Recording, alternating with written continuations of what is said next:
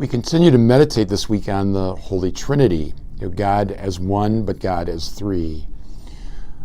One of the insights of the Jewish people was the revelation that God is one.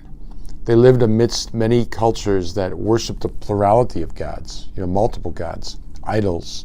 There was a God of war, there was a God of thunder, there was a God of the harvest.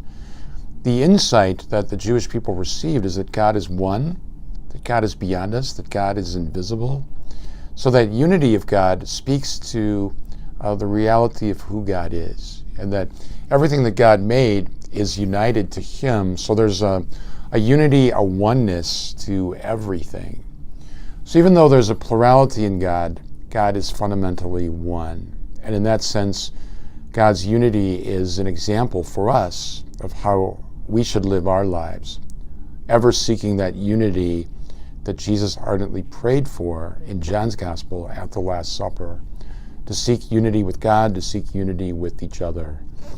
If you imagine Christ standing in the middle of a circle of people, so imagine Jesus standing in the middle of a circle of us. Think about the fact that if we each take a step closer to Christ, also by that fact, we've taken a step closer to each other. And the unity that God lives in His perfect harmony is really the unity for the church, unity for our marriages, our families, our work relationships. If we're all on the same page in terms of loving God, if we're all open to the Holy Spirit, if we all humbly acknowledge our own weaknesses and sins and ask each other for forgiveness, there's no reason why the unity of God can't so overtake us, that we are one in the mission, we are one in the task, we are one in the Lord.